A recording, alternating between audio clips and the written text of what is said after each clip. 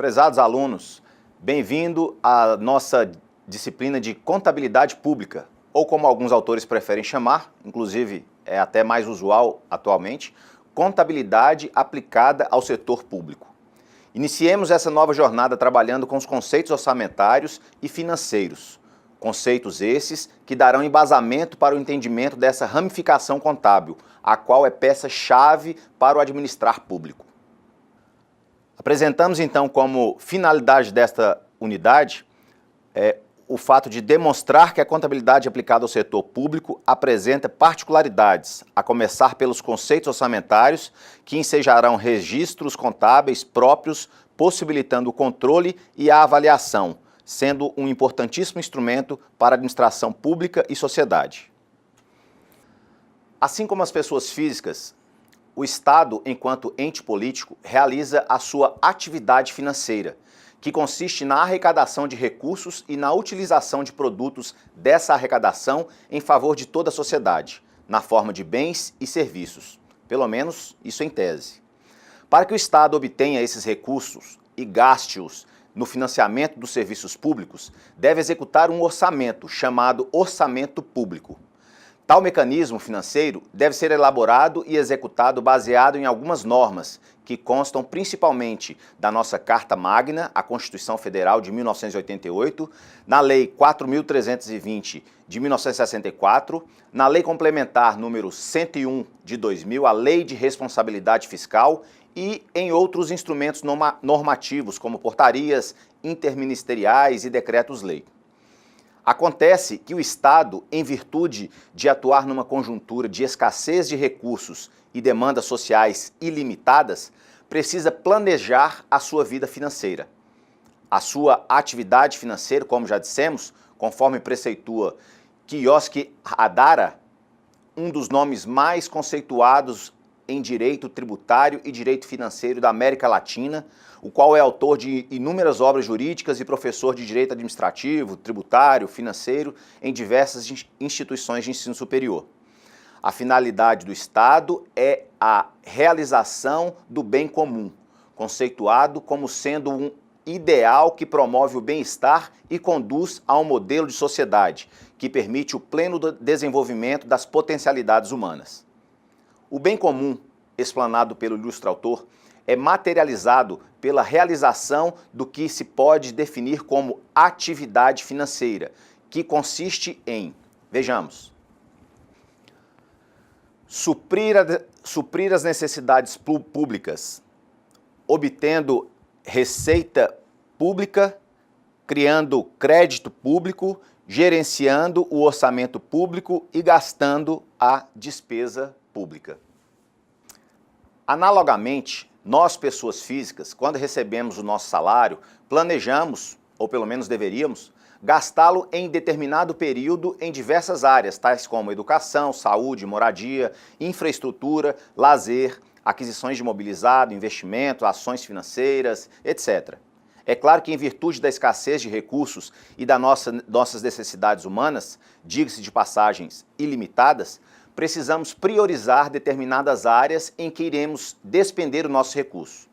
Estabelecemos, assim, um planejamento, definimos prioridades de gastos, executamos as despesas para financiar as demandas individuais e satisfazer as nossas necessidades enquanto ser humano. Da mesma forma, é o Estado, guardadas as devidas proporções e nuances, claro. Dito isso, podemos inferir que o Estado obtém recursos para financiar os seus gastos através da arrecadação de receitas públicas, viabilizada principalmente pela arrecadação tributária, que constitui a maior fonte e a principal de financiamento do Estado, a realização de operações de crédito, obtenção de empréstimos e financiamentos, também constitui outra fonte de recurso no financiamento das demandas sociais.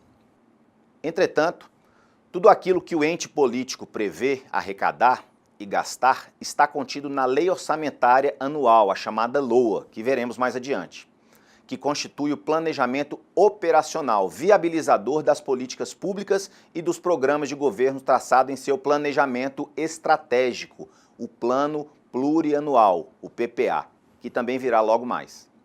Há um ditado popular que diz que quem gasta o que ganha é imprudente, Quem gasta mais do que ganha é irresponsável. As pessoas físicas e jurídicas planejam suas vidas objetivando atingir metas no curto, médio e longo prazo, não é mesmo? Vocês fazem isso? Com o poder público não é diferente. O governo também planeja. No entanto, a planificação governamental é mais complexa. Deve seguir o princípio basilar da administração pública, a legalidade. Isso quer dizer que o poder público somente está autorizado a fazer o que a lei determina. Não pode o poder público, por exemplo, se valer da seguinte máxima: se a lei não proíbe, então é possível adotar um comportamento nela expresso. O Estado não pode fazer isso. Quanto ao processo de planejamento orçamentário, pode-se verificar a instituição de leis que tratam da matéria, a saber, vejamos o nosso slide. O Sistema Integrado de Planejamento e Orçamento brasileiro é composto por 3 instrumentos: o PPA, Plano Plurianual, a LDO, Lei de Diretrizes Orçamentárias, e a LOA, a Lei Orçamentária Anual. O primeiro trata-se do planejamento estratégico, é o plano de médio prazo para alguns autores ou de longo prazo para outros. Estabelece os objetivos estratégicos da administração, como eu disse, chamado de Lei do Plano Plurianual. O segundo, a LDO, ela é responsável pelo planejamento tático, interface entre os níveis estratégico e operacional, a Lei de Diretrizes Orçamentárias. E, por fim, a LOA, ela é responsável pelo planejamento operacional, curto prazo, ações para que o plano estratégico seja materializado, chamado de Lei Orçamentária Anual. O planejamento das ações governamentais se traduz objetivamente no instrumento denominado Plano Plurianual, que é a carta de intenções do representante do Executivo, contendo o estabelecimento das prioridades e o direcionamento das ações do governo para um período de 4 anos. É estruturado conforme o disposto no artigo 165, parágrafo 1º, de forma regionalizada e dispõe sobre as diretrizes, objetivos e metas da administração pública federal, para as despesas de capital e outras delas decorrentes, e para as relativas aos programas de duração continuada. Entende-se por diretrizes as orientações gerais ou princípios que nortearão a captação e o gasto público, com vistas a alcançar os objetivos previamente traçados. Esses objetivos, eles indicam os resultados a serem alcançados pela administração pública quando da execução orçamentária. Por exemplo, elevar o número educacional da população, especialmente combatendo, no caso, o analfabetismo. As metas são as quantificações físicas e monetárias dos objetivos. Por exemplo, construção de 3.000 salas de aula em todo o país, num período de 4 anos, com gasto estimado de 100 milhões de reais. Essa determinação compatibiliza-se com o importante objeto da política orçamentária, que é o de reduzir as desigualdades interregionais e também caminha em total harmonia com o ditame expresso no artigo 3º, inciso 3 da nossa Carta Magna, que diz: constituem objetivos fundamentais da República do Brasil erradicar a pobreza e marginalidade e reduzir as desigualdades sociais e regionais.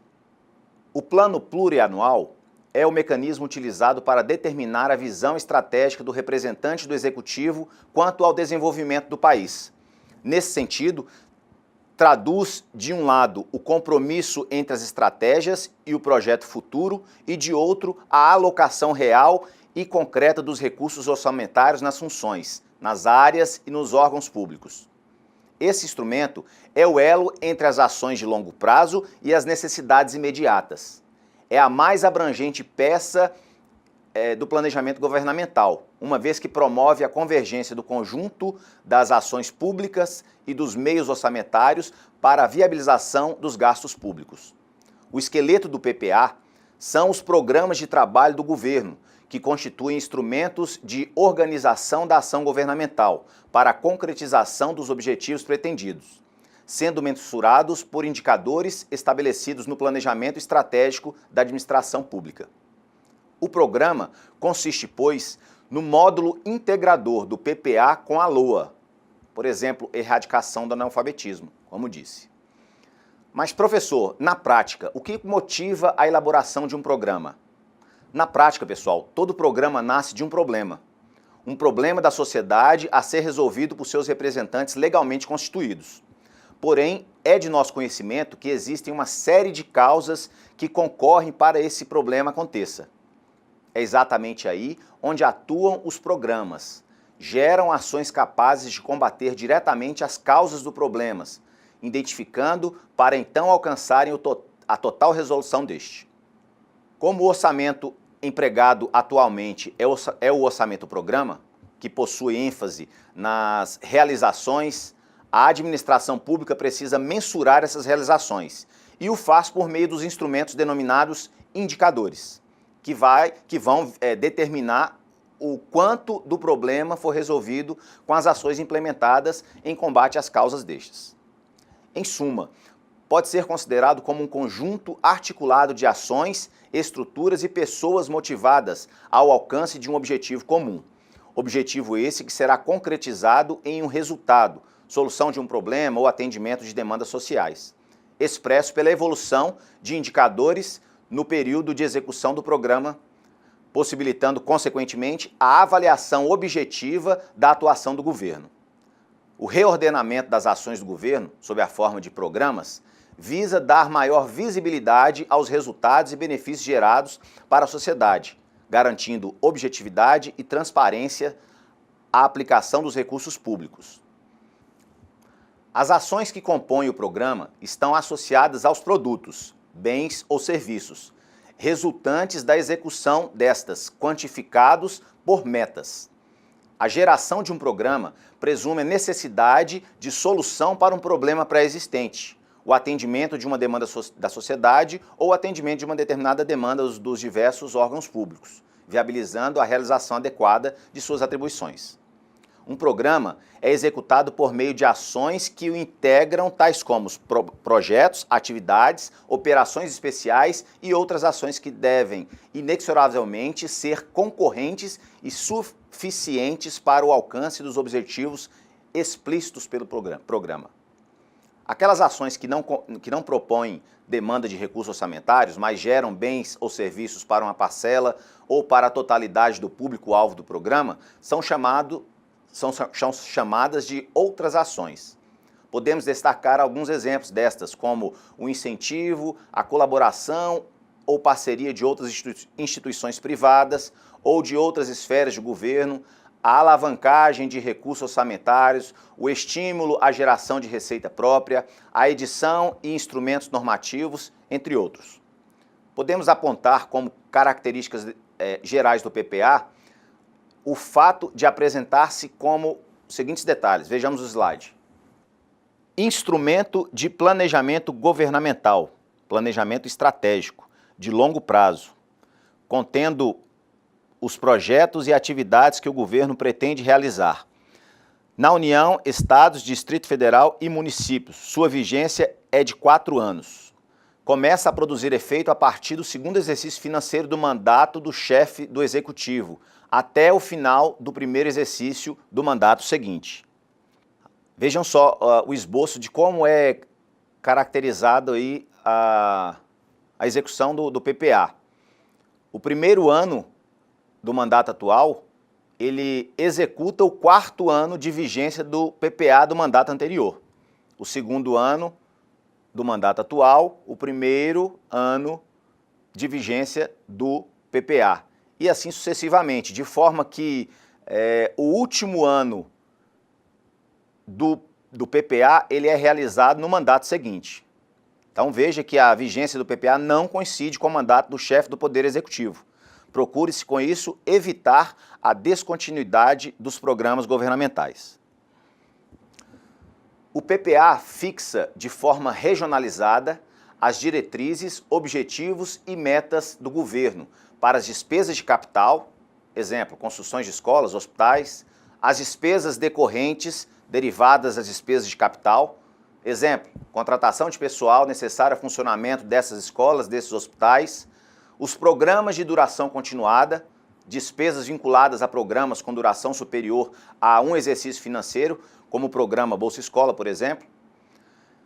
Quando da sua elaboração, a administração e o legislador deverão planejar a aplicação de recursos públicos de modo a atenuar a enorme desigualdade entre as regiões brasileiras, no caso do PPA da União, ou entre as sub-regiões existentes nos estados e municípios, caso do PPA dos estados e, consequentemente, dos municípios. Além disso, o PPA orienta as demais leis orçamentárias, servindo de guia para a elaboração da Lei Orçamentária Anual, a LOA, e a Lei de Diretrizes Orçamentárias, a LDO, e dos demais planos e programas nacionais, regionais e setoriais.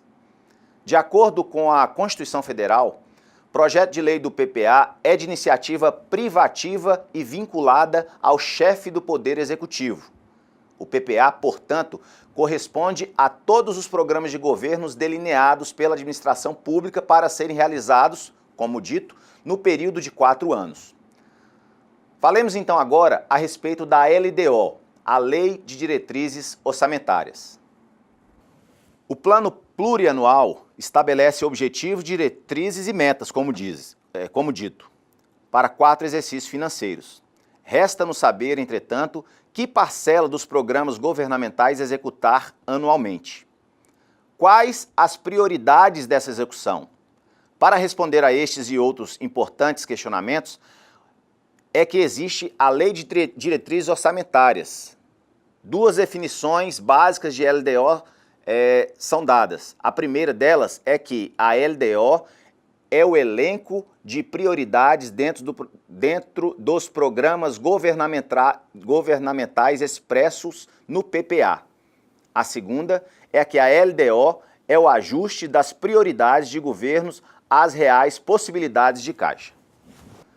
Partindo dessa definição, a LDO é o elo entre o planejamento governamental, idealizado no PPA, e a disponibilidade de recursos do ente federativo, definida na Lei Orçamentária Anual, para a realização daquilo previamente planejado.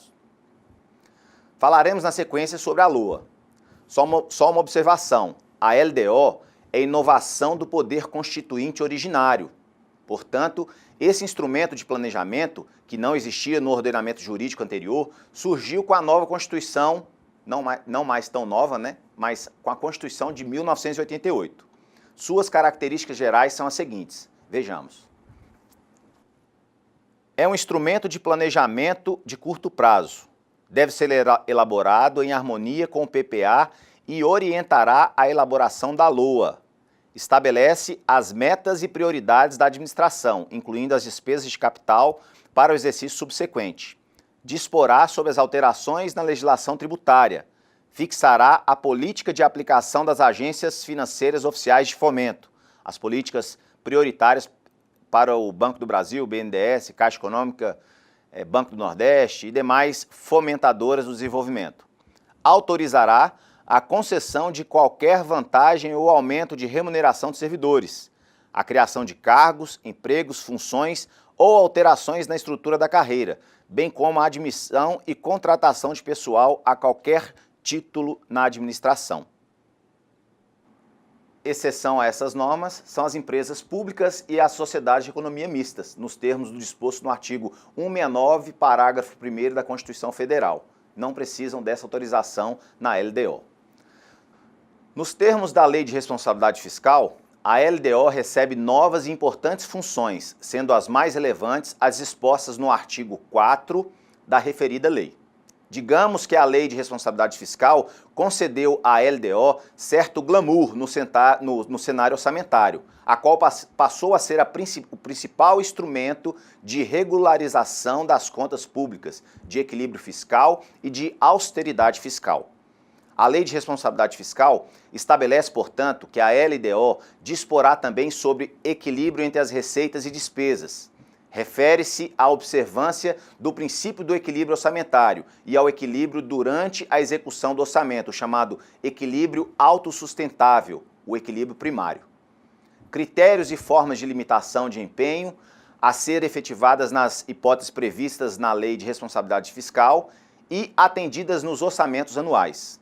Normas relativas ao controle de custos e à avaliação dos resultados dos programas financiados com recursos orçamentários.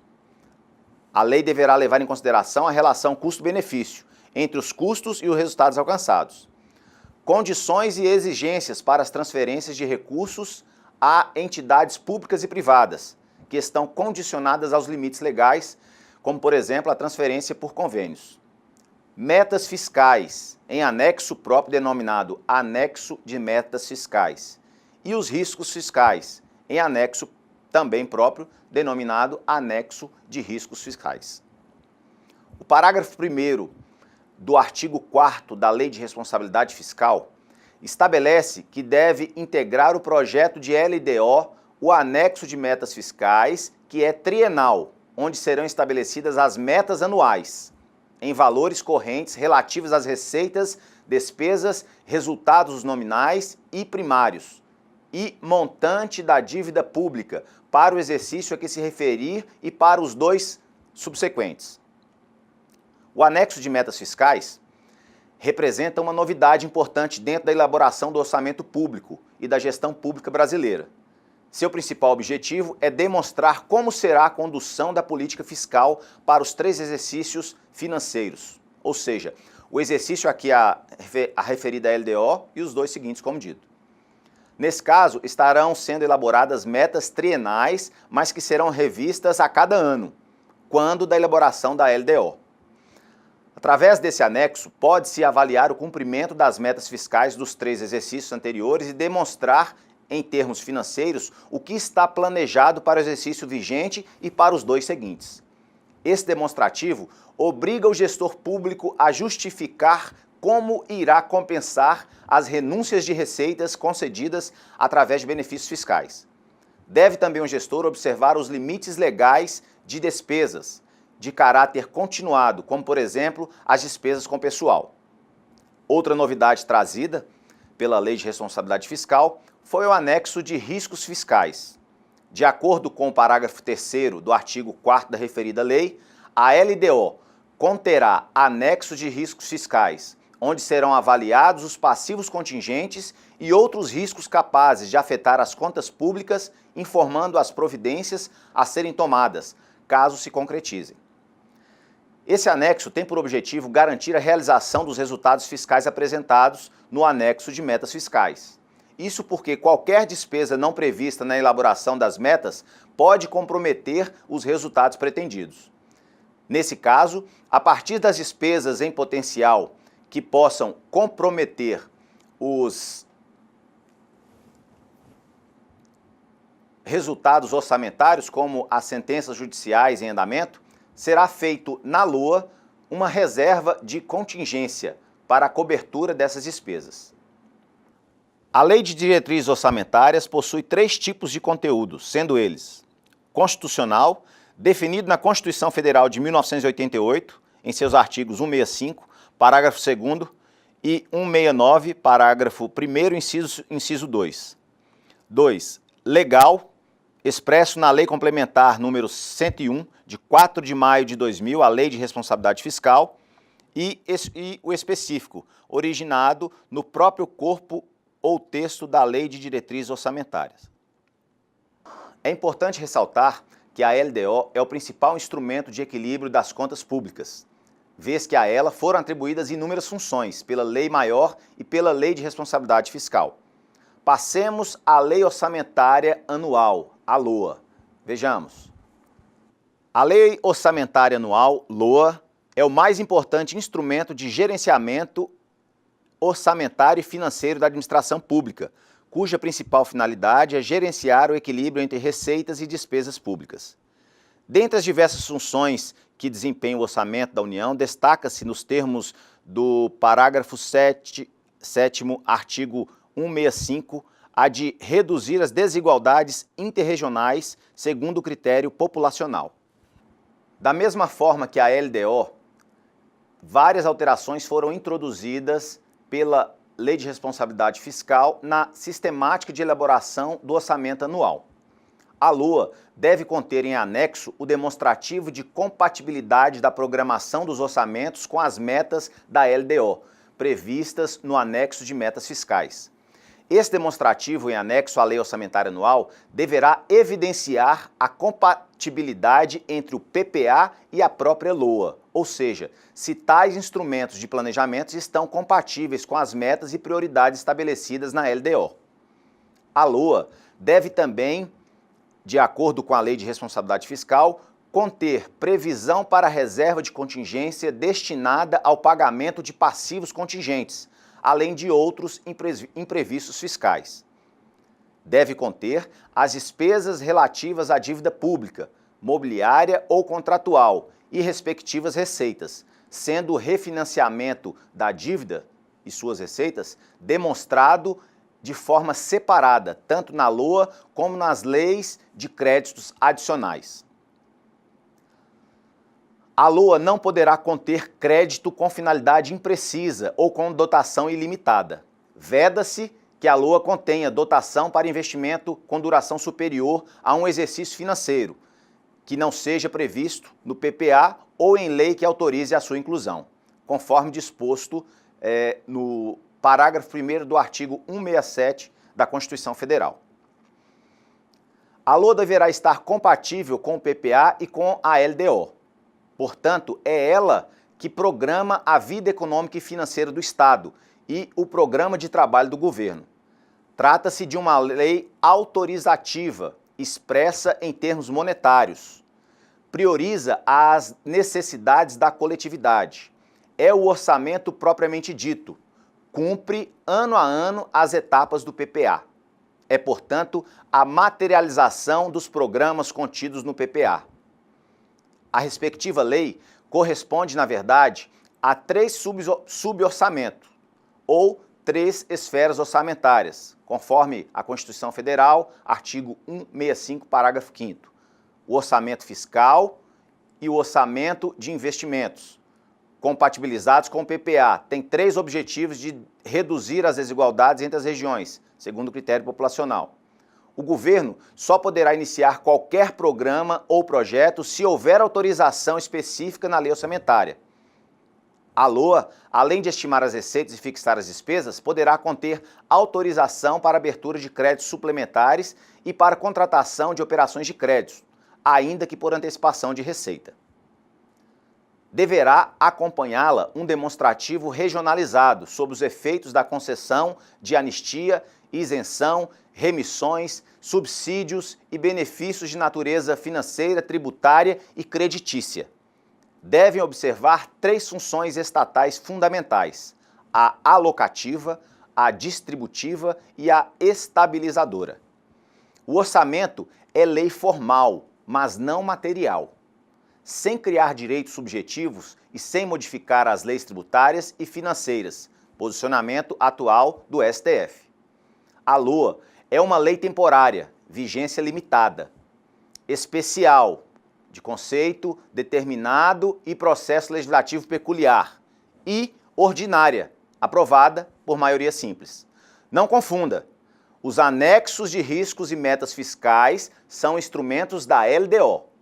A LOA deve conter a reserva de contingência, que é uma dotação global com a finalidade de atender os passivos contingentes e outros riscos fiscais imprevistos. A reserva de contingência é uma dotação de recurso de forma global, não destinada a nenhum órgão ou projeto específico, posto que não especifica ou detalha onde os recursos serão aplicados. Portanto, se é dotação orçamentária, deve estar previsto na LOA. A Lei Orçamentária Anual é o instrumento legal indicado para a alocação de receitas e despesas orçamentárias. Por ser uma dotação global, não destina a nenhum órgão ou projeto específico a reserva de contingência, a qual é uma exceção ao princípio da especificação ou especialização do orçamento. Como citamos esse princípio, Vamos adentrar então mais essa seara de conceituações orçamentárias. Falemos então do conjunto dos princípios orçamentários. Os princípios são premissas e linhas norteadoras de ação a serem observadas na concepção da proposta de orçamento. Sua principal finalidade é disciplinar a orientação e a ação dos governantes. A Lei 4.320 de 64, que estatui normas gerais de direito financeiro, em seu artigo 2º determina obediência a 3 princípios: unidade, universalidade e anualidade, ou periodicidade. Os demais princípios não derivam dessa lei, mas da sistemática de elaboração das diversas LOAs e de entendimento da Constituição da República Federativa do Brasil. Vejamos quais são os principais princípios orçamentários. Princípio da legalidade orçamentária. Este princípio, no inciso 2 do artigo 5º da Constituição Federal de 1988, o qual diz que ninguém será obrigado a fazer ou deixar de fazer alguma coisa, senão em virtude de lei. Por este princípio, todo o orçamento público deve ser elaborado por lei e por todas as leis que tratam de matéria orçamentária devem ser aprovadas pelo Poder Legislativo. O inciso 1 do artigo 167 da Constituição Federal é um exemplo da aplicação do princípio da legalidade, o qual diz que é vedado o início de programas ou projetos não incluídos na lei orçamentária. Existem exceções a esse princípio, como, por exemplo, a abertura de créditos extraordinários para atender despesas imprevistas, imprevisíveis e urgentes. Isso consta do artigo 167, parágrafo 3º da Constituição Federal. Este tipo de crédito é aberto por medida provisória ou por decreto, instrumentos à disposição do chefe do Poder Executivo, conforme o caso. Princípio da anualidade ou periodicidade. De acordo com o artigo 2º da Lei 4.320 de 64, a Lei do Orçamento conterá a discriminação da receita e despesa, de forma a evidenciar a política econômica financeira e o programa de trabalho do governo, obedecidos aos princípios da unidade, universalidade e anuidade.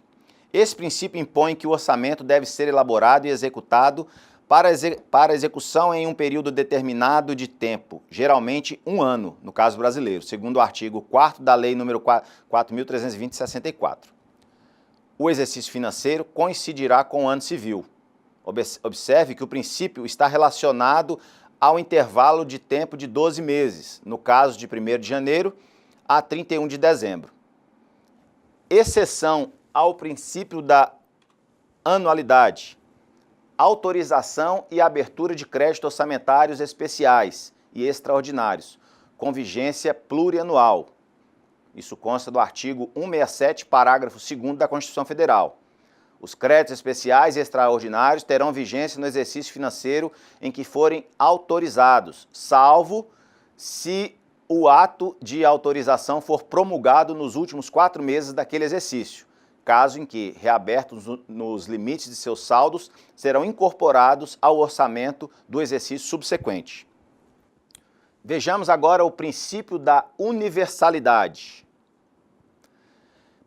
Princípio também consagrado na Lei 4.320 de 64, em seu artigo 3º, o qual diz que a lei do orçamento compreenderá todas as receitas, inclusive as de operações de crédito autorizadas por lei.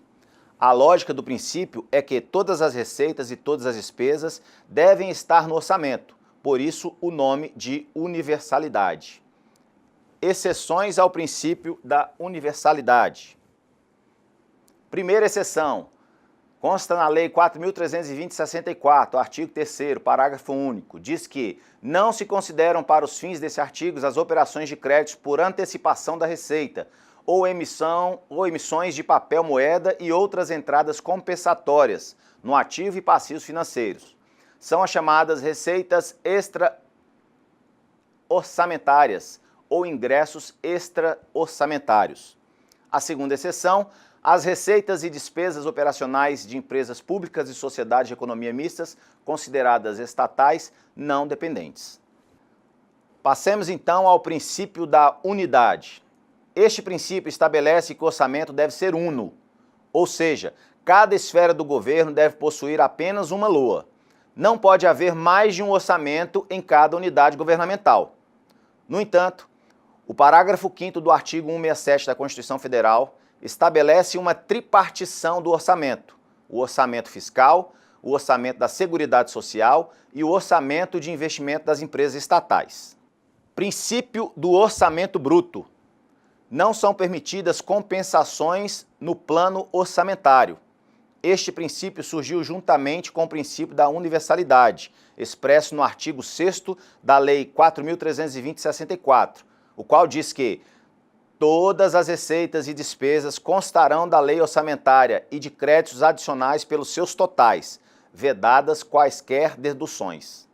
O parágrafo 1º do mesmo artigo reforça este princípio, dizendo que as cotas de receitas que uma entidade pública deva transferir a outra incluir-se-ão como despesa no orçamento da entidade obrigada à transferência e como receita no orçamento da que as deva receber.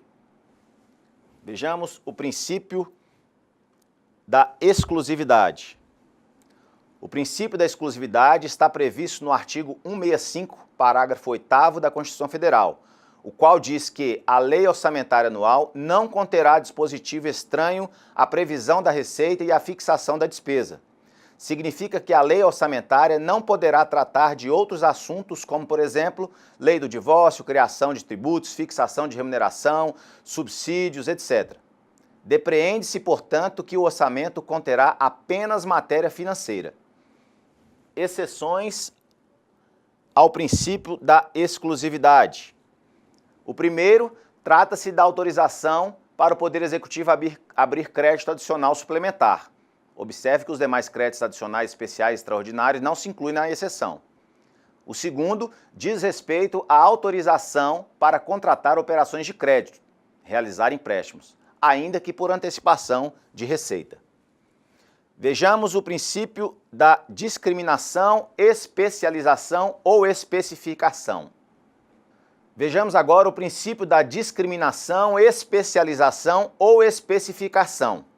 Está previsto no artigo 5º da Lei 4.320, de 64, onde diz que a lei de orçamento não consignará dotações globais destinadas a atender indiferentemente a despesas de pessoal, material, serviço de terceiros, transferências ou quaisquer outras, ressalvado o disposto no artigo 20 e seu parágrafo único.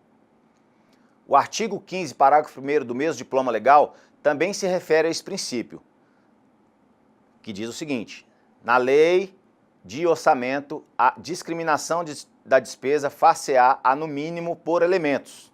Parágrafo 1º.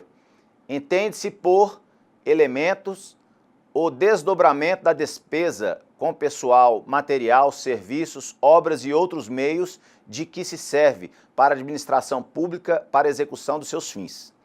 A lógica do princípio se resume ao seguinte: o orçamento precisa ser detalhado, especificado, para facilitar seu entendimento e acompanhamento. Dessa forma, não são admitidas dotações globais. Exceções ao princípio da discriminação, especialização ou especificação. A primeira exceção está prevista no artigo 20 da Lei 4.320, de 64, o qual diz que os programas especiais de tratamento de trabalho que, por sua natureza, não possam cumprir-se subordinariamente às normas gerais de execução da despesa, poderão ser custeadas por dotações globais, classificadas entre as despesas de capital. São chamados investimentos em regime de execução especial. A outra exceção é a reserva de contingência, que é uma dotação global para atender passivos contingentes. Vejamos o princípio do equilíbrio orçamentário. O equilíbrio pressupõe que a receita prevista na LOA deve ser igual à despesa nela fixada. A finalidade desse princípio é a de impedir o déficit orçamentário, principalmente no âmbito da LOA. Tal princípio é absoluto, pois as receitas previstas devem rigorosamente ser iguais às despesas fixadas. Trata-se do equilíbrio formal. A priori, só é recomendável que se gaste aquilo que se tem. Assim, o orçamento deve funcionar como uma ferramenta de planejamento real, contemplando gastos que serão realizados em função das receitas que serão arrecadadas. Por isso, não se deve prever mais receita que despesas. Vejamos agora o princípio da não afetação das receitas de impostos. Este princípio está previsto no artigo 167, inciso 4, parágrafo 4º da Constituição Federal, o qual diz que é vedada a vinculação de receita de impostos a órgão, fundo ou despesa, ressalvadas a repartição do produto da arrecadação dos impostos a que se referem os artigos 158 e 159, a destinação de recursos para as ações e serviços públicos de saúde, para manutenção e desenvolvimento do ensino e para a realização de atividade da administração tributária, como determinado, respectivamente, pelos artigos 198, parágrafo 2º, 212 e 37, inciso 22, e a prestação de garantias às operações de créditos por antecipação de receitas, prevista no artigo 165, parágrafo 8º, bem como no disposto no parágrafo 4º deste artigo. Observe que o artigo veda a vinculação de impostos, significando que pode haver vinculação para outras espécies tributárias, taxas, contribuição de melhorias, empréstimos compulsórios.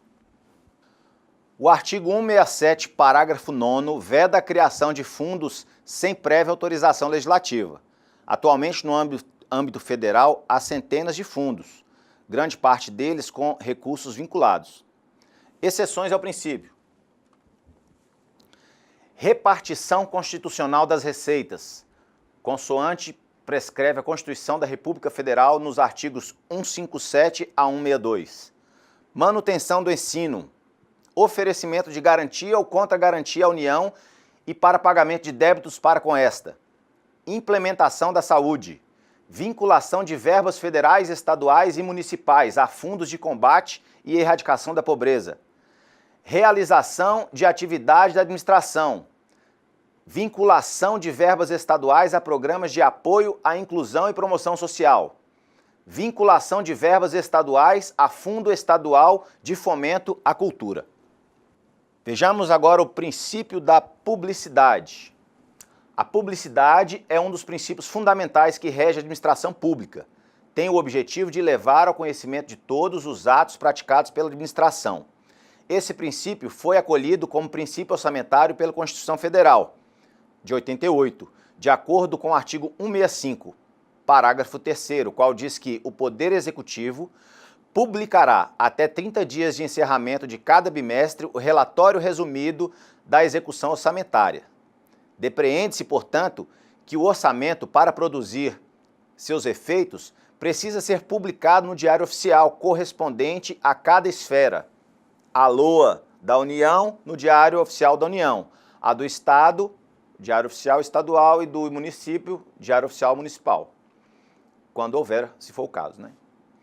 Caso o município não possua esse diário oficial, o mesmo pode ser publicado em jornal local. Vejamos o princípio da programação. É um dos princípios mais modernos, que surgiu, né, com a evolução dos conceitos e técnicas orçamentárias. De acordo com esse princípio, o orçamento deve evidenciar os programas de trabalho, servindo como instrumento de administração do governo, facilitando a fiscalização, gerenciamento e planejamento. De acordo com o referido princípio, os programas regionais devem estar em consonância com o plano plurianual. Vejamos o princípio da clareza. Estabelece que o orçamento deve ser apresentado com uma linguagem clara e compreensível para qualquer cidadão. Princípio muito simples e direto. Próximo, princípio da unidade de caixa ou de tesouraria. Este princípio reza que os recursos do governo devem ser recolhidos em conta única, facilitando a administração e o controle. Não deve ser confundido com o princípio da unidade orçamentária. No âmbito da União, este princípio é obedecido pela criação da Conta Única do Tesouro Nacional. Esta conta é mantida no Banco Central do Brasil e operacionalizada pelo Banco do Brasil. Depreende-se, portanto, que os valores arrecadados pelo governo devem ser contabilizados em uma única conta caixa, evitando-se dessa forma a existência de caixas paralelos, fracionados. Atenção! Não se quer afirmar com isso que exista apenas uma conta corrente, uma conta bancária. O que se deseja é uma única conta contábil. Exceção ao princípio. Fundos especiais. Possui dada a sua própria natureza gestão descentralizada, tais como o Fundo de Manutenção e Desenvolvimento do Ensino Fundamental e de Valorização do Magistério, Fundef, Fundo Municipal de Direitos dos Animais, Fundação de Educação para o Trabalho e outros. Uma vez definidos os princípios orçamentários, falaremos agora acerca dos créditos orçamentários e adicionais. Durante o exercício de execução do orçamento, o exercício financeiro, período em que as receitas públicas são arrecadadas para financiar as demandas sociais via execução das despesas, aplicações de recursos, pode ser que algum gasto necessário para financiar uma demanda da sociedade não tenha sido inserido durante a fase de elaboração em uma categoria de programação do planejamento estratégico, o PPA, e do planejamento operacional, a LOA, ou mesmo inserido o valor de sua dotação não era suficiente para a cobertura de todo o gasto durante o exercício financeiro. Para isso é que surgem os mecanismos retificadores orçamentários, os créditos adicionais, que possibilitam adaptar a LOA durante a sua execução a situações imprevistas ou previstas de forma incorreta. Como no Brasil tem-se que o orçamento é autorizativo e não impositivo, é lógico inferir que tal instrumento está sujeito a ajustes, caso necessário, desde que observados alguns critérios. A esses mecanismos de ajustes do orçamento, chamados de créditos adicionais, cujas modalidades são suplementares, são os destinados a reforço de dotação orçamentária. Especiais são os destinados às despesas para as quais não haja dotação orçamentária específica. E extraordinários são os destinados às despesas urgentes e imprevisíveis, como as em caso de guerra, comoção interna ou calamidade pública. Os créditos suplementares e especiais necessitam de autorização do Poder Legislativo para serem abertos. A abertura dos créditos suplementares e especiais depende da existência de recursos disponíveis para acorrer à despesa e será precedida de exposição justificativa.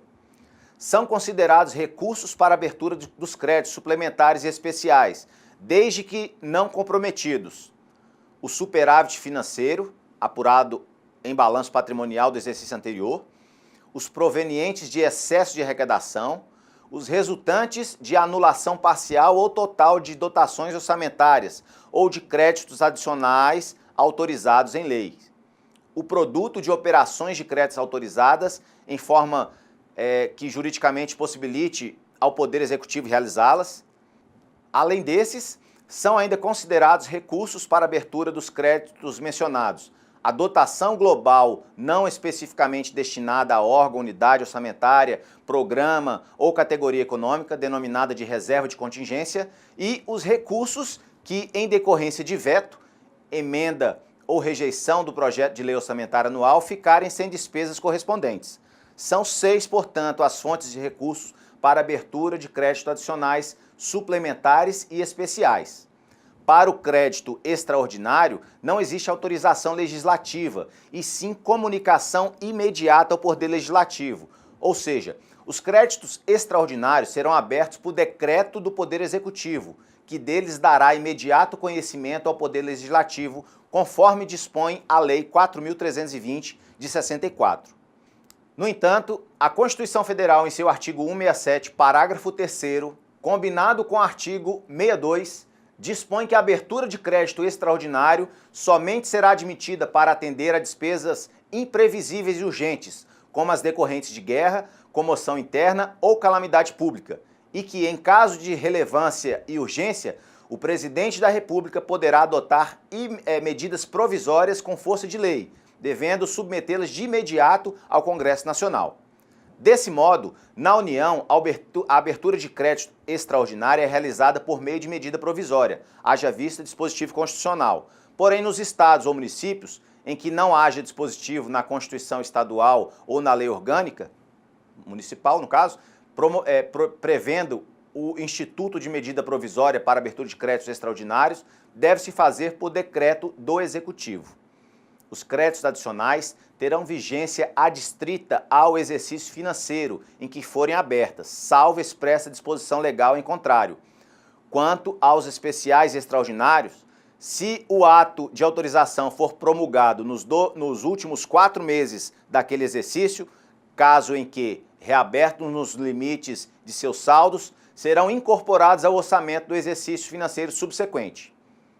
Após tantos conceitos, tantas leis e peculiaridades, a essa altura você já deve estar se perguntando: e como se dá a execução orçamentária e financeira? Imagine a estruturação que tem um órgão público, seja ele do Poder Executivo, Legislativo ou Judiciário. Agora pense, como seria se esse órgão, ao ter o orçamento aprovado, tivesse que licitar, contratar, empenhar, que é comprometer os créditos em favor do fornecedor, liquidar, que é receber os bens e os serviços, e pagar de forma centralizada? Certamente o órgão público ficaria sobrecarregado diante desse cenário e, dependendo da sua estrutura, a realização das etapas descritas seria impraticável, como em órgãos de esfera federal que tenham unidades administrativas espalhadas por todo o país. Existem órgãos com mais de 500 unidades em sua estrutura. Dessa forma, torna-se necessário descentralizar a execução orçamentária e financeira, visto que essas unidades têm um responsável, o ordenador de despesa, pela prática dos atos de gestão orçamentária, financeira e patrimonial. Cabe ao ordenador o papel de administrar a boa gestão dos recursos públicos, de acordo com o planejamento aprovado na Lei Orçamentária Anual. A lei orçamentária contempla apenas as unidades setoriais de orçamento de cada órgão, com dotações orçamentárias.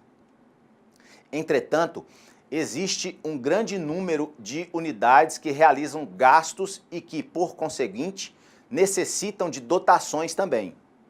Em regra geral, essas unidades administrativas recebem orçamento por descentralização da unidade orçamentária.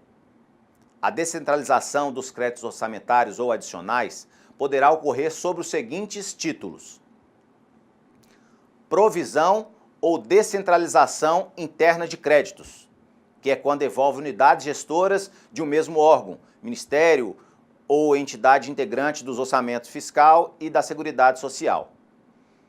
Destaque ou descentralização externa de créditos, que é quando envolve unidades gestoras de órgãos, ministérios ou entidades de estruturas administrativas diferentes, de um órgão para outro. Para fins didáticos, a consignação das autorizações às unidades setoriais de orçamento feita pelo órgão central do Sistema de Planejamento e Orçamento, Ministério do Planejamento, Orçamento e Gestão, o MPOG, o que é denominado de dotação ou fixação, pode ser entendido também como uma transferência de créditos orçamentários e adicionais. Como pode ser percebido até aqui, há todo um arranjo institucionalizado legalmente sobre várias bases jurídicas para que o processo de orçamento, para que o processo orçamentário de fato funcione e a programação financeira, que é parte fundamental nesse processo também, pela qual entende-se como um conjunto de ações desenvolvidas com o objetivo de estabelecer o fluxo de caixa da União para determinado período, tendo como parâmetros a previsão da receita, os limites orçamentários da despesa e sua demanda e tendência de resultado, déficit, equilíbrio ou superávit, considerada para o mesmo período.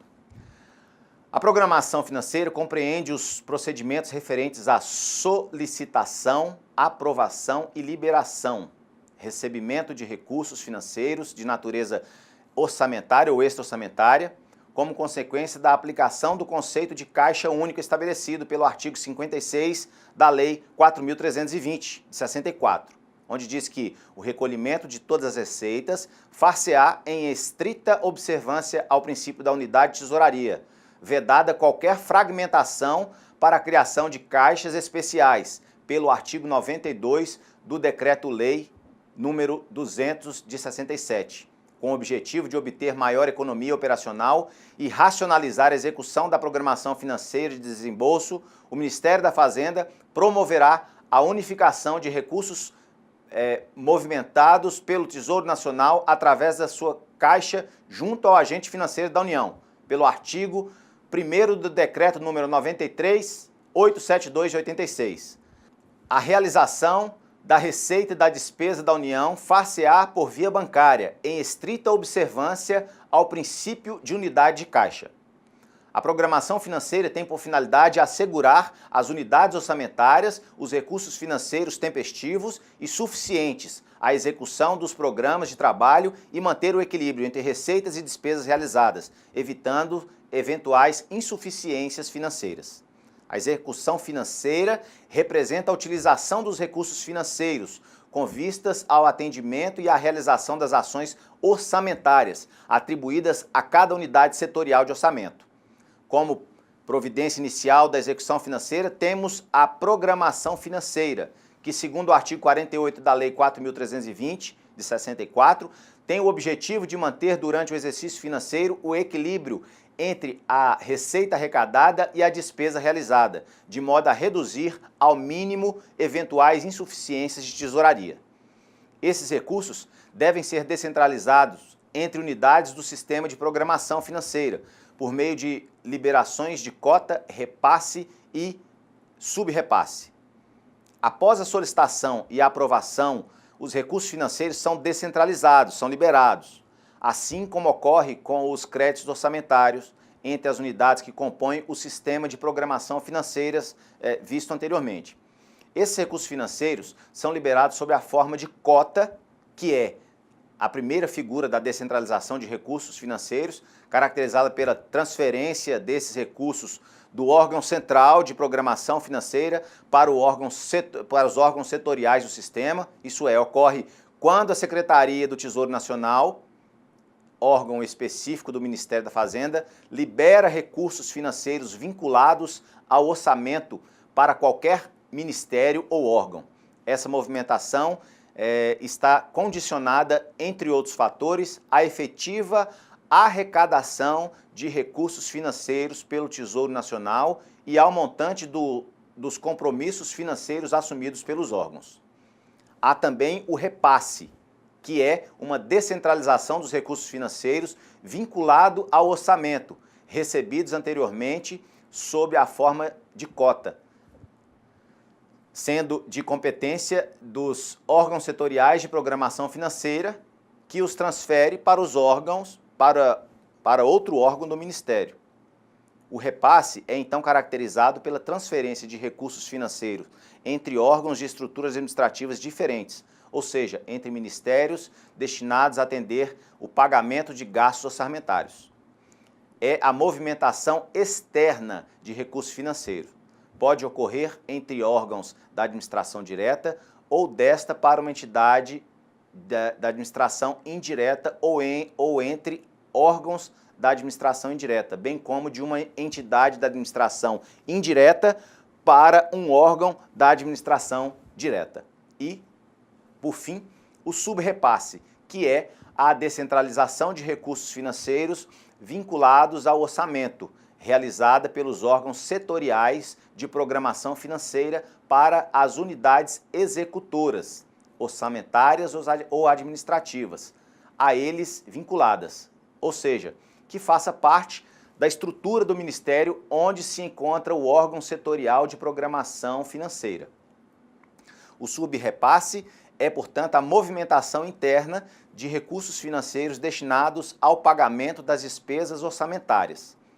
De acordo com o Manual de Despesa Nacional da STN, a programação orçamentária e financeira consiste na compatibilização do fluxo dos pagamentos com fluxos dos recebimentos, visando o ajuste da despesa fixada às novas projeções de resultados e da arrecadação.